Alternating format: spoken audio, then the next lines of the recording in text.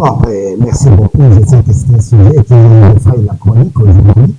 Et ben, moi, je pense parfois qu'il faut éviter des amalgames et il faudrait qu'à un certain moment, qu'on essaye de parler des choses telles qu'elles sont. Et avant de parler d'une chose, il faudrait connaître d'abord ce que c'est. Et connaître ce que c'est ici serait de savoir c'est quoi la Fondation Thabo Mbeki.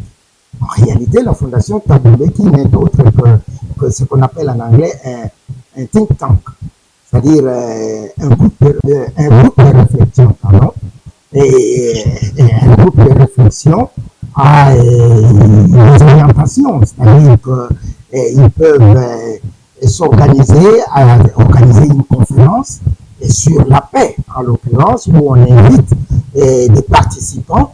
Et ici, si nous parlons de ce que cette fondation préconise dans les jours qui viennent, c'est juste un exercice tout de ces caractères, où on va réfléchir sur la situation en Afrique. Nous savons que l'Afrique va un peu en désordre ces derniers temps et la RDC semble être au centre de tout ce que l'Afrique vit aujourd'hui, puisque quelqu'un disait autre jour que si ça va en RDC, ça ira en Afrique et dans le monde.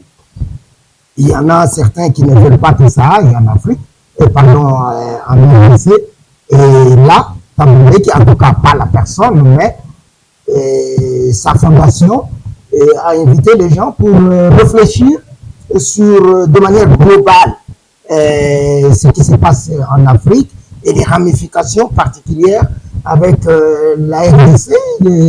Et ce n'est pas quelque chose de très formel, du genre ce qui s'est passé à Doha, ce qui s'est passé à Washington.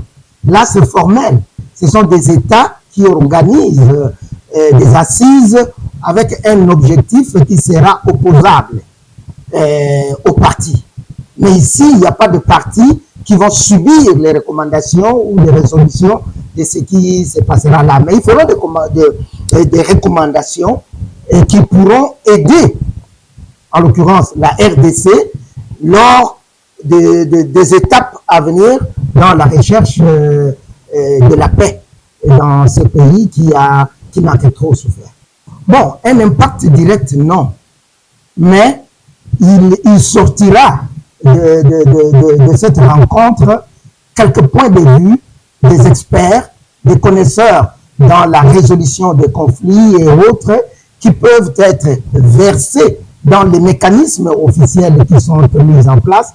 Et ici, nous voyons le mécanisme central qui est le pacte social initié par la CENCO et le CC.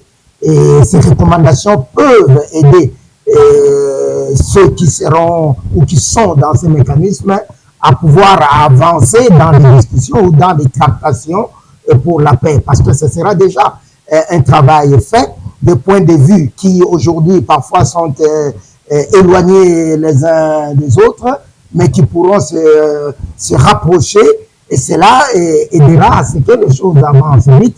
Et ça peut aussi aider les autres mécanismes, comme Doha qui aujourd'hui est bloqué. Or, Doha, si il reste bloqué, Washington ne sera bloqué, parce que Washington dépend de Doha. Et Doha, à lui seul, ne donnera pas de solution sans le processus interne de la RDC. Et ici, Dieu merci que le chef de l'État ait donné son aval pour la suite de ce processus de la CENCO et CC. Et donc, tant que le processus interne initié par la CENCO et le CC n'aura pas évolué, même Doha ne pourra pas aller de l'avant. Donc, tout est d'une certaine manière interconnecté. Surtout, les initiatives externes sont directement liées à l'initiative interne. Parce que sans l'avancée significative de l'initiative en interne, les initiatives externes n'évolueront pas, et vous le voyez ce qui se passe.